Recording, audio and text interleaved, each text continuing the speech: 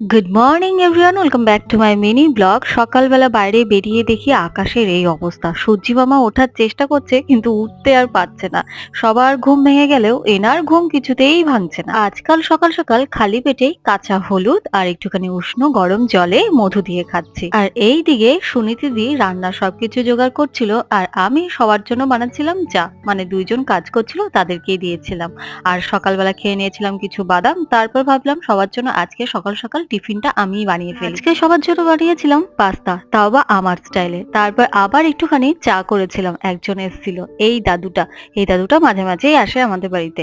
তারপর দুপুরবেলা রান্না বান্নার শুরুটা আমি করেছিলাম আর শেষটা মাই করেছিল। রান্না বান্নার মধ্যে দু রকমের মাছ করা হয়েছিল আর নিরামিষ তরকারি করা হয়েছিল একটা। তারপর দুপুরে খাওয়া দাওয়া শেষ করে বাইরে দেখি গাছের পরিচর্যা চলছে।